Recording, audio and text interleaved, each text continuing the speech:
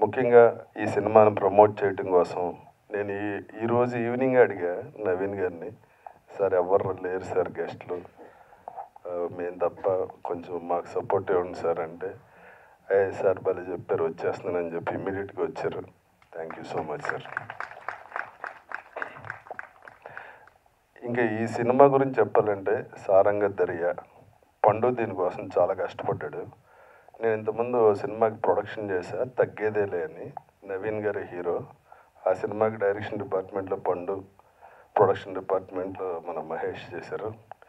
మహేష్కి cinema అంటే పిచ్చి. పాపం మగపిల్లోనికి అందామని ఇప్పుడు నలుగురు ఆడపిల్లని కన్నావు కదా, ఆ ప్రాసెస్లోనే ఉన్నాడు. అదే సేమ్ టైంలో ఈ సినిమాలో నేను ఈ ఇండస్ట్రీలో ఉండటం కోసం ఎలా మేనేజర్గా మారానో, అలాగే తను కూడా ఆర్టిస్ట్గా నిలబెట్టడం కోసం ఈ సినిమాకి మేనేజర్గా మారాడు. All the best Mahesh. ఇక ఈ సినిమా గురించి చెప్పాల్సి వస్తే, ట్రైలర్లోనే డైరెక్టర్ సినిమా గురించి చెప్పేశాడు. ఈ పేకాట మందు ఉన్న అన్ని బ్యాడ్ హ్యాబిట్స్ కంటే చాలా పెద్ద బ్యాడ్ హ్యాబిట్ ఫెయిల్యూర్. ఆ ఫెయిల్యూర్ అలవాటు అయిపోతే నా జీవితం ఇంతే అనుకున్నాడు, సెటిల్ అయిపోతాడు, అది చాలా పెద్ద బ్యాడ్ హ్యాబిట్ అని చెప్పాడు. ఇంకోటి చెప్పింది ఏంటంటే, నాకు 3 కొడుకులు. ఒక కొడుకు రిలీజియన్ వల్ల ఇబ్బంది పడతాడు, ఒక కొడుకు క్యాస్ట్ వల్ల, ఇంకొక కొడుకు హార్మోన్ డెఫిషియన్సీ వల్ల అమ్మాయిలా మారాల్సిన పరిస్థితి వస్తుంది. ఇప్పుడు నేను ఈ సినిమాలో కాలేజీ లెక్చరర్. ఉన్న స్టూడెంట్స్ అందరికీ నేను నీతులు చెప్తా కానీ ఇంట్లో ఏం జరుగుతుందో నాకు తెలియదు.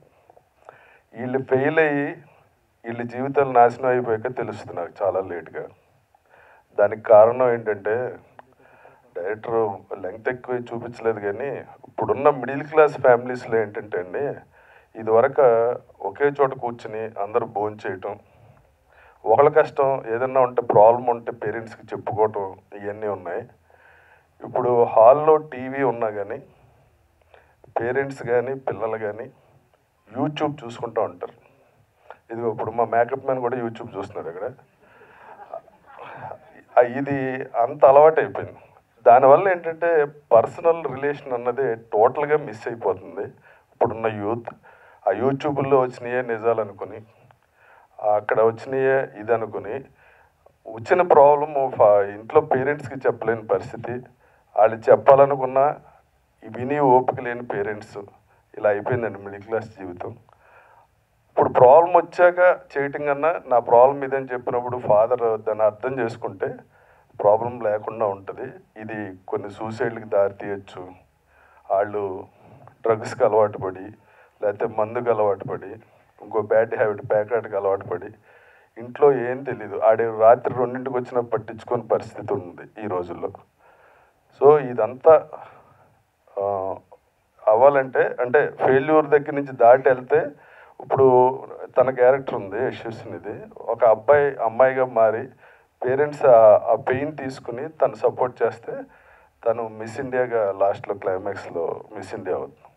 అలాగే ప్రతి పేరెంటు పిల్లలకి సపోర్ట్ అంటే ఒక ఫ్రెండ్ లాగా ప్రాబ్లమ్స్ ఏంటని కనుక్కొని చేస్తే ఏ ఏ పిల్లోడు ఫెయిల్ అవడు. ఆ సపోర్ట్, మారల్ సపోర్ట్ ఉంటే వాళ్ళు ఇంకా చాలా జీవితంలో సాధిస్తారు అన్నదే మా సినిమా కథ.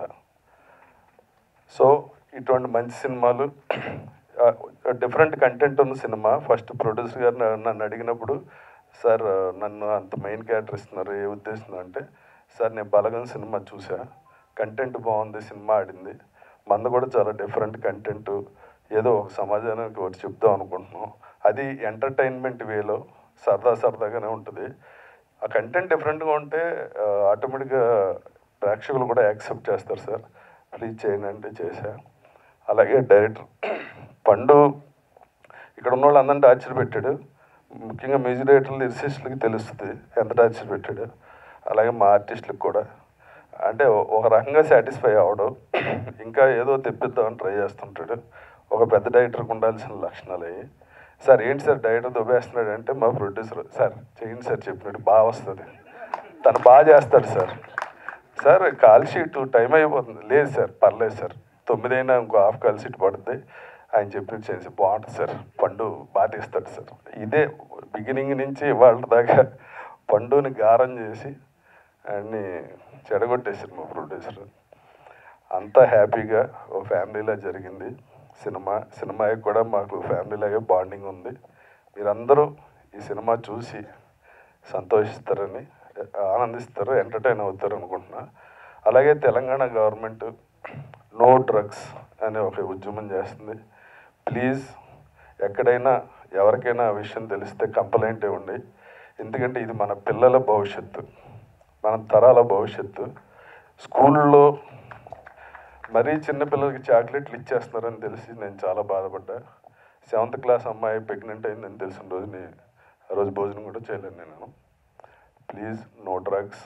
అలాగే యూట్యూబ్లో మన దగ్గర ఫోన్ ఉంది కదా అని చిన్నపిల్లలను కూడా అబ్యూజ్ చేయదు మాటలతో. చదువుకున్న వాళ్ళు కూడా చాలా బ్యాడ్ వర్డ్స్తో చాలామందిని హర్ట్ చేస్తున్నారు. ఒక పిల్ల ఏదో స్లాబ్ నుంచి పడిపోతుంటే ఓ వీడియో పెడితే ఆ మదర్ని అందరూ దారుణం కామెంట్ చేస్తే మదర్ సూసైడ్ చేసుకుని చచ్చిపోయింది. ఆ పిల్లకి తల్లి లేకుండా అయిపోయింది. దయచేసి చదువుకున్న వాళ్ళకి కాదు, చదువు అందరికీ మానవతా దృక్పథంతో రిక్వెస్ట్ చేస్తున్నా, ప్లీజ్ అటువంటి పనులు చేయొద్దు. Thank you. Thank you sir. Thank you.